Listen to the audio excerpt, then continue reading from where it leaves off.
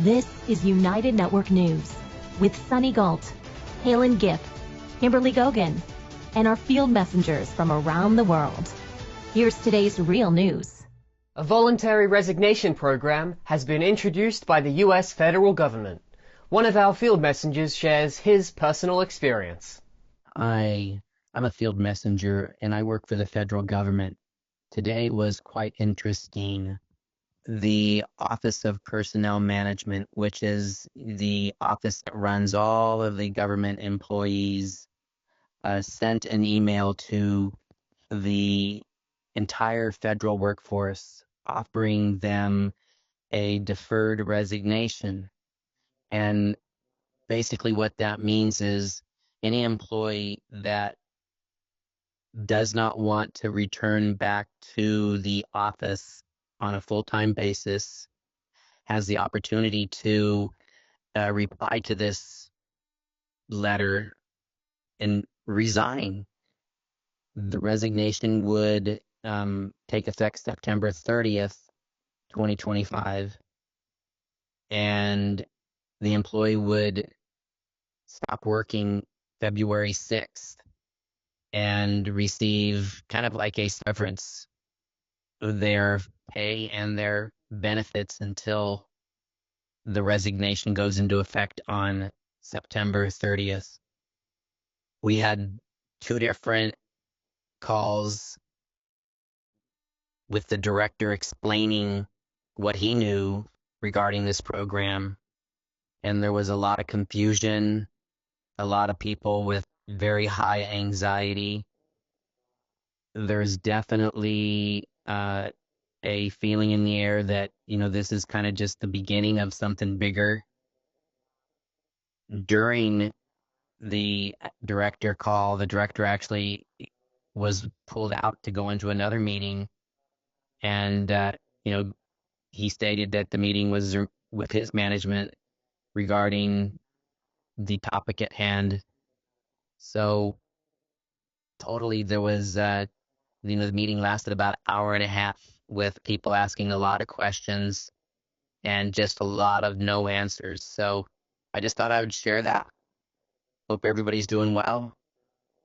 Reporting for United Network News. Have a great day. Did you know some of the foods on your plate might be products of genetic tinkering? Genetically modified organisms, or GMOs, are everywhere, from your cereal to your veggies, promising bigger harvests, but raising questions about health, the environment, and corporate control. Love them or hate them, GMOs are one of the most debated and controversial topics in food today. GMOs, or genetically modified organisms, are plants, animals, or microbes whose DNA has been altered in a lab, sometimes even mixing genes from different species.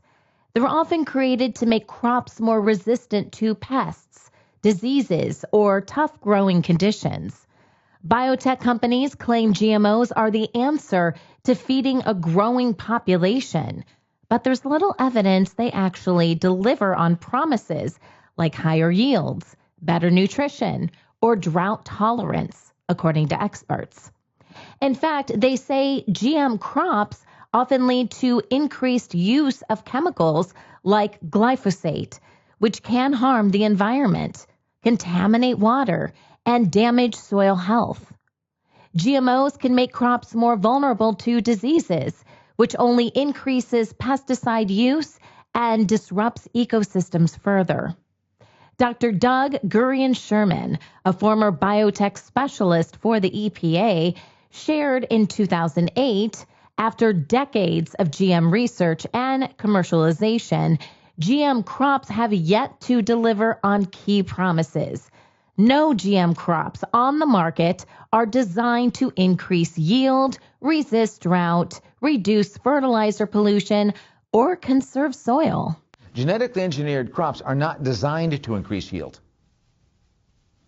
They're designed to allow primarily for the spraying of herbicides on them that normally would have killed them, but they've been engineered now to be able to tolerate them, so they kill the weeds and not the corn, the soy, or the cotton. They're not made for more yield. By the way, even if there were more yield, it wouldn't mean more food because no one eats that stuff, right? Primarily, right? But it's not even for more yield. As a matter of fact, with soy, there's actually a yield drag. It actually creates less yield. Some people say it's because the kind of soy they're using. Other people think it's because of genetic engineering. But the bottom line is about a 5% yield drag. So it does not increase food. It was never intended to increase food or yield in any way. It's there to increase the use of herbicides, of chemicals. That's why Monsanto, DuPont, Dow sell them. They are not food companies. They are chemical companies. Their job is to pay off their shareholders through the increased sale of chemicals. They invented a technology that increases the sale of chemicals. That is what they do. Anything about increased food or less chemical use would be ridiculous. Why would a company that is thriving on the use of these chemicals want less chemical use? It's comical, and it's very sad. You don't see it much anymore, but it's very sad that all those years the mainstream media just went along with that mantra. It's ridiculous. The debate around glyphosate is far from settled. The EPA says it's safe, claiming there are no risks to human health from its current uses. But the International Agency for Research on Cancer has labeled it as probably carcinogenic to humans. That's not all. Research has linked glyphosate to a range of health issues, including hormone disruption, fertility problems, birth defects, liver and kidney disease, microbiome imbalances, neurological disorders, depression, and even higher mortality rates. When it comes to GMOs and human health, we're still in the dark. There just aren't enough long-term independent studies to give us clear answers. The independent organization GM Watch points out there haven't been human safety studies on the health effects of GM foods.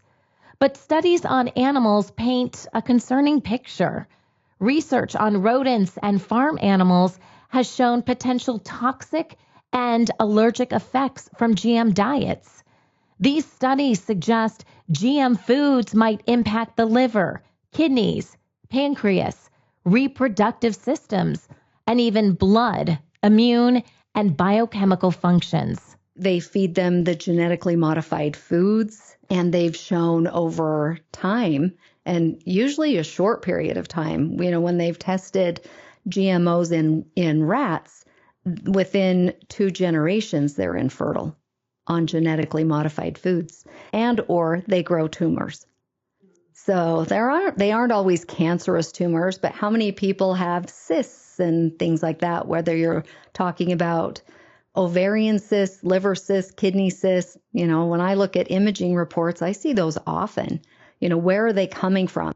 GM Watch highlights how thousands of articles promote miracle GMO crops, claim to taste better, fight allergies, or even combat diseases like cancer. Yet none of these crops are on the market.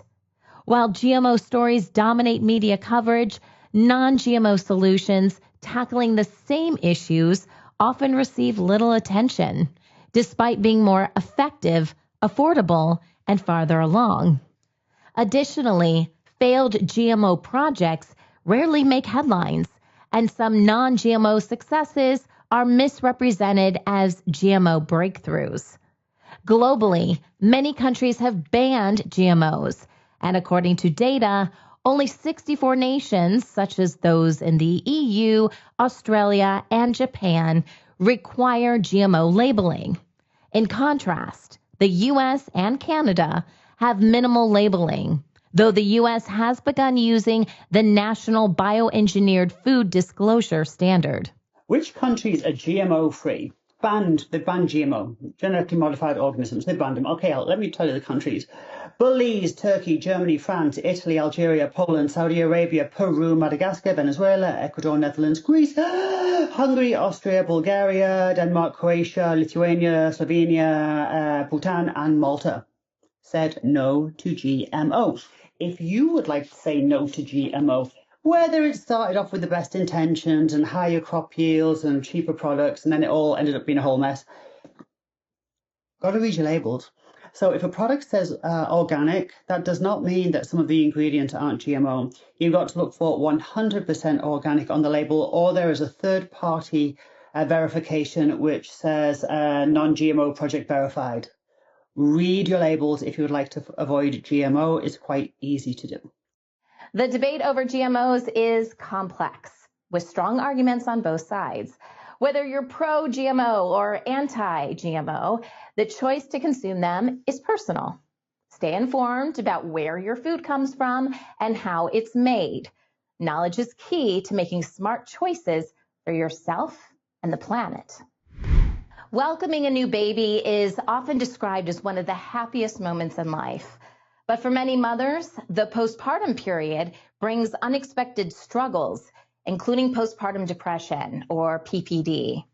New research shows PPD cases have been rising in the United States, making it more important than ever to talk about what could be causing this increase and how it's impacting families.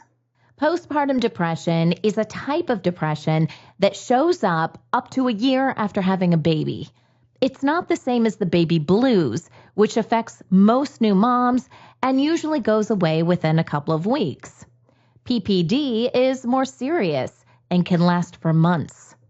Postpartum depression can be caused by a combination of physical, emotional, and environmental factors. Hormonal changes after childbirth, like drops in estrogen and progesterone, can trigger mood swings. Lack of sleep, stress, and the emotional and physical demands of caring for a newborn also play a role. According to the Centers for Disease Control, about 1 in 8 women across the United States experiences symptoms of postpartum depression.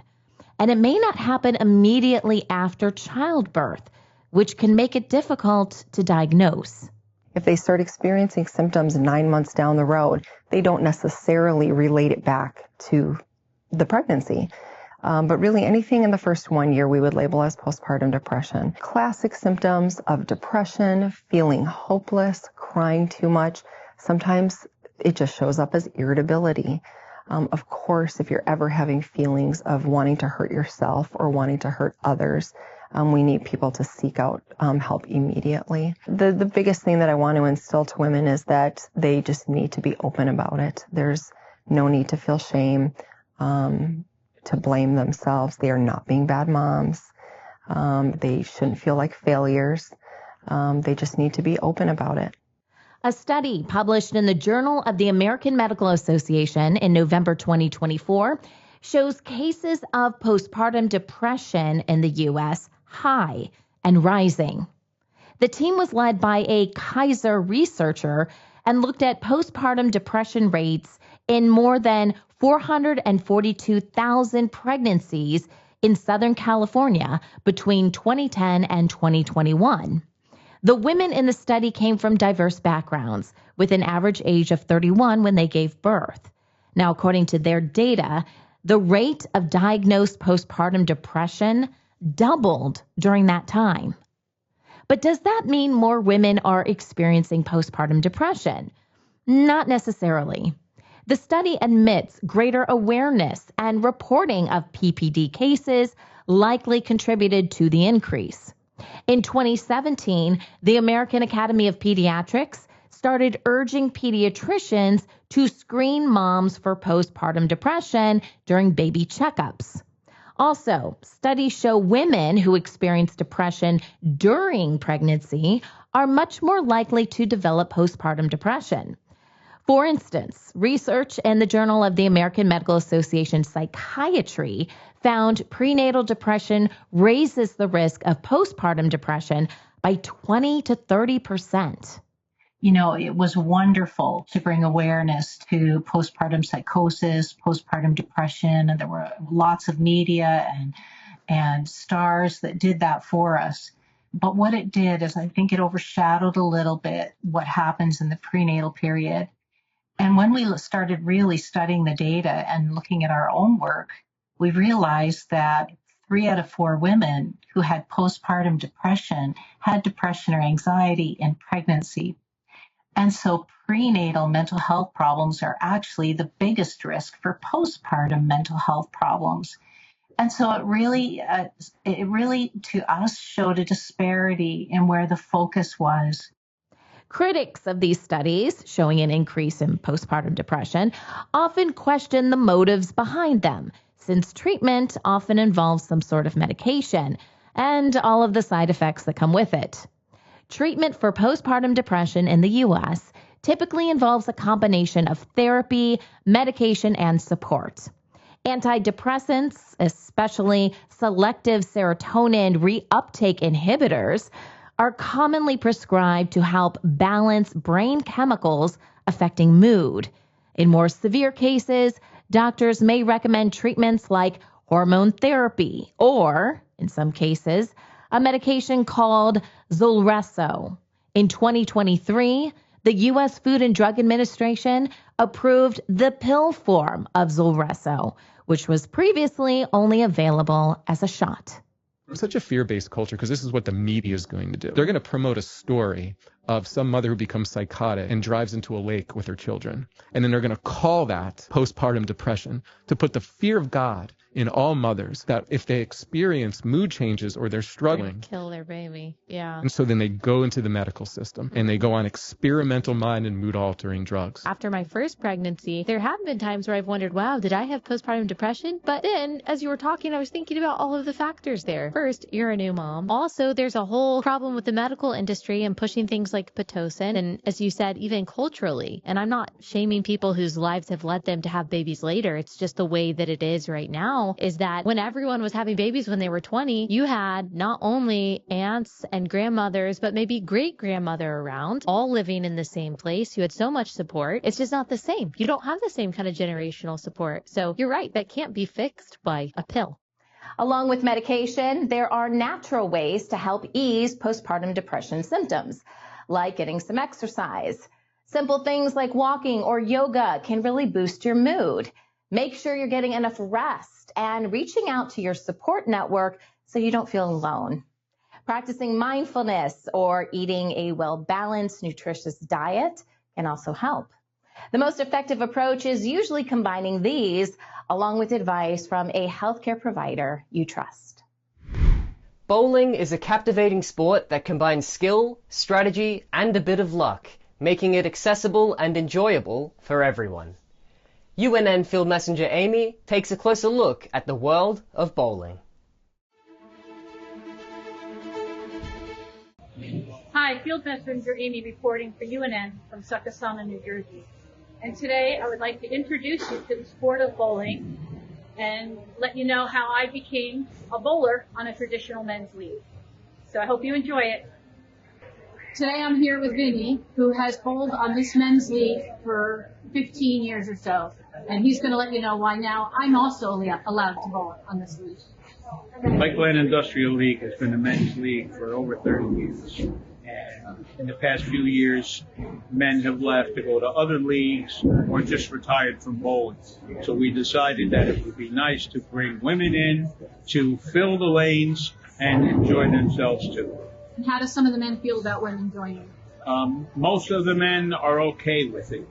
There are some guys that have been here forever that said this is a men's league and it should stay a men's league, but I don't agree with it. It's fine. We can bowl against anyone. Anyone's invited to join and enjoy themselves. Thank you, Vinny. You're welcome. Have a good night. So this is my bowling ball, and I actually have fingertips where they only go in just this far, but most of them, your fingers go in all the way, and then this is your thumb hole here. Now, there's a certain way to keep score. A strike when you're bowling, a strike is when you get all 10 pins down with one ball. And a spare is when you get all the pins down with 2 balls. And you throw 2 balls in one frame.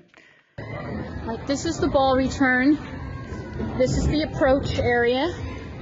And then coming down here, this is the foul line that you can't go over. These are the arrows that kind of guide you where you want to throw your ball depending on how it works. And these are the lanes with the bowling pins set up. This is the flex machine that cleans and also distributes oil on the lane. And it's automatically programmed. And there it goes down the lane. And it's going to strip it and clean it. And then it will come backwards and distribute the oil. Today I'm here with Stephen and Ricky. Here Ricky is showing us that his ball is a traditional ball with 3 holes. He's been bowling for the last 25 years or so. His high game tonight was a 268. Steve's high game tonight was a 296. That's 11 strikes in a row. His ball only has 2 holes and he uses both hands when he bowls. My ball also has 3 holes, but mine are fingertip, which means my fingers don't go all the way in, just my fingertips. Here's Ricky bowling with his traditional 3-hole ball. Here's Stephen with only 2 holes and using his other hand to assist.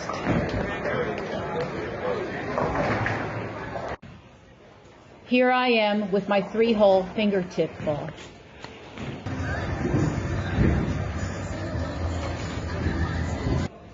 Thanks for watching. Bye.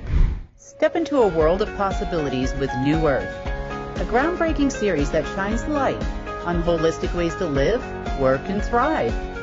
Join us weekly to discover new innovative ideas and explore the world around us as we, together, create our future, our New Earth. In Verona, Italy, you will find one of the oldest and most iconic opera arenas in the world. It has exquisite architecture and exceptional acoustics. UNN Field Messenger Tony shows us its timeless beauty and elegance. Hi, this is Tony, Field Messenger for United Network News, reporting from Verona, Italy. Verona is a large town in northern Italy, possibly most famous as the setting of Shakespeare's Romeo and Juliet. Apart from Juliet's balcony, it has the remains of a Roman theatre, an ancient bridge, a castle, and many, many interesting buildings. However, it has another, much more ancient claim to fame. The Roman arena in the town centre, completed 1,993 years ago in AD 30, when Jesus was still alive. Nowadays, the arena is used for an opera season in July and August, and for TV spectaculars, sports events and concerts during the rest of the year. The music by Rossini is already well known. The Figaro pieces are often used in advertising spots, and the orchestra was enhanced by the presence of a harpsichord. The audience is not allowed to video or photograph during the performance for copyright reasons, which did not stop a lot of them. The silence in the arena was impressive, as in general in Italian theatres and cinemas there is always a hubbub of backchat audible. Here you could hear a pin drop. The only downside to the stone seating was a lack of comfort, even with a cushion. The evening finished around 12:30 a.m, just in time to have an ice cream in the square or take in the atmosphere of Piazza Bra, one of the largest city squares in Italy, and the nocturnal Dolce Vita. An unforgettable evening that I had waited a lifetime to experience. This is Tony, crossing an item off my bucket list, in Verona, Italy, for United Network News. Today we're in the picturesque port town of Mazatlán in France, where we experience a unique and thrilling jousting tournament with a twist. Instead of knights on horses, these competitors battle it out on boats. Join UNN Field Messenger Paige as she showcases this one-of-a-kind water sport. Hi, this is UNN Field Messenger Paige reporting from Mazatlán, France on a jousting tournament. Every year on Bastille Day, there are sporting activities that happen all over France. And this year, I'm witnessing the jousting tournament. This particular jousting tournament is on the water, as you can see. It's done with the regular jousting poles and a shield and a rowing crew. The first team that goes are the women. So you've got women jousters and you've got men jousters, and the women go first. Here's a look at what they do. So as you can see, the female jouster takes her seat at the top of the bow with the shield in front of her. Once her team is put in place on the steps, she picks up the jousting bar and puts the shield in front of her. The boats move to opposite positions in the port and begin the jousting. And here we go with the first pass with the team all standing up, and they just basically say hello to each other. And here is the second pass, and not gonna lie, my heart skipped a beat on this one. They were both just fine, and they spent the rest of the time enjoying the men's tournament. And here's the first pass with the men, and here comes their first jousting, and it was just a little test. Here we go with the next pass. They look pretty serious. And here comes another pass, and they both end up in the water. And another try.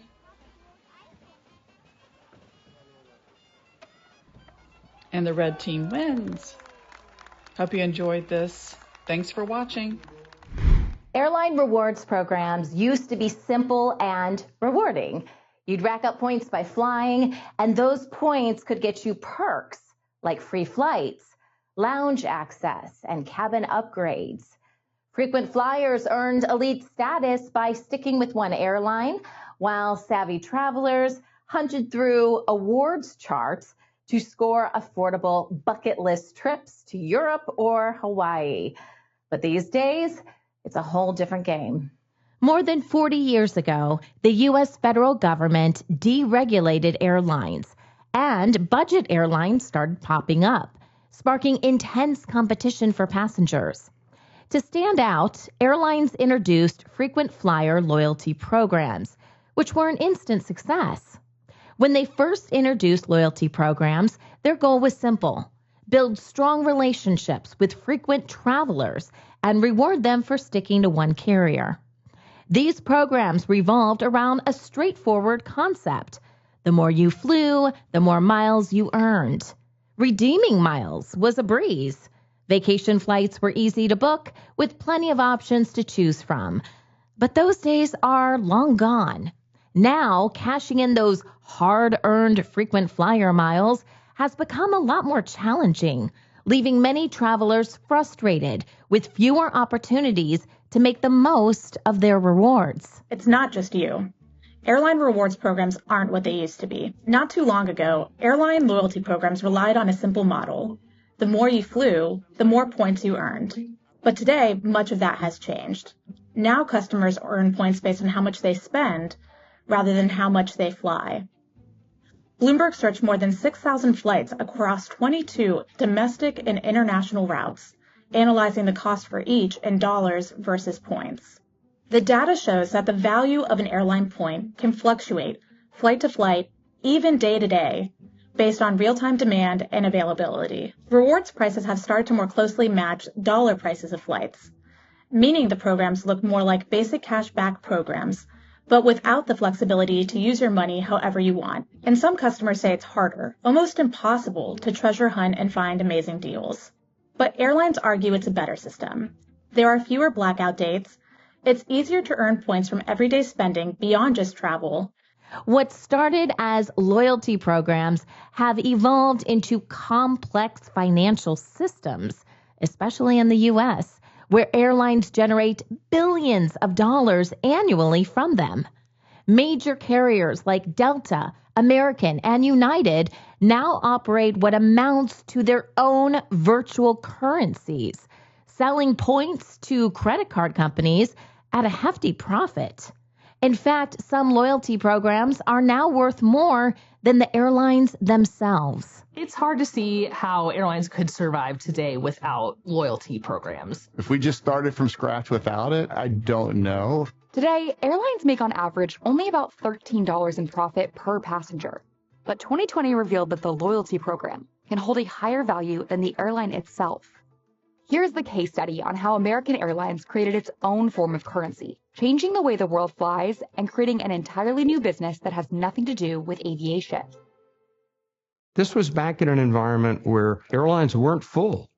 In the late 1970s, American Airlines was losing some of its grip on the market. Deregulation had meant that there were lots of new airlines. Suddenly, it's a little bit of a free-for-all. Everybody was trying to figure out how can we motivate people to fly more. The team was inspired by prize stamps, which could be collected at various stores and then exchanged for rewards like a watch or a new camera. And American transitioned that idea to give customers miles, the first iteration of Advantage. I think it did sound like a sort of simple idea at the time, that if you give people some kind of prize, they might buy tickets. After more than a year of planning, American Airlines launched Advantage on May 1st, 1981. It seemed like the reaction was almost immediate. United matched within a week, and shortly after, TWA, Continental, Northwest Orient, Braniff, and Texas International all followed. And literally by September, every airline but one had a program. Since their initial launch, airlines have overhauled their loyalty programs many times, shifting from miles-based rewards to points tied to dollars spent, with most points now earned through credit card purchases rather than flying. Redeeming points has also become trickier, as fixed awards charts have been replaced by dynamic pricing, where the value of points fluctuates based on demand and availability. These changes have frustrated longtime travelers and caught the attention of regulators, like the U.S. Department of Transportation, who launched an investigation last year into the lack of transparency and fairness in airline rewards programs.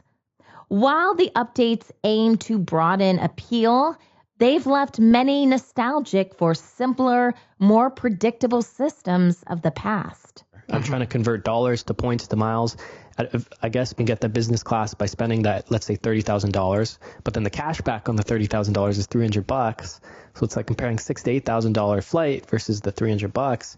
Then I'm like, okay, now I'm thinking in the same unit of dollars. Now I see the return. And it's confusing by design, because if the game were too easy and everyone played it, then there would be no game to play. The loyalty program has to work in a way that it dangles a carrot on a stick in front of people, but it's not going to be fully obtainable by everybody who participates, because otherwise the airline's out of business, right? To get the most out of airline reward programs, focus on earning points strategically and redeeming them wisely. Use co-branded credit cards for everyday purchases to rack up points faster, especially in categories like travel and dining. Keep an eye on promotions, bonus offers, and flash sales for discounted redemptions. Research the best value routes or upgrades and consider flexible travel dates to maximize your points. Online tools like Award Wallet and PointsYeah.com are free and can help track balances and identify the best redemption opportunities. Lastly, stay informed about program changes to avoid surprises and ensure your points don't expire. As airlines continue to tweak their rewards programs, it's clear loyalty in the skies isn't what it used to be. While these changes might work for some travelers, especially those who frequently book premium fares, they often leave casual flyers feeling grounded. The bottom line, stay informed, stay flexible, and remember, your travel experience is ultimately what matters most. At UNN, you are the news. Get involved by joining our weekly Field Messenger meetings. Visit unitednetwork.earth to learn more. Remember, if it's going to be, it's up to me.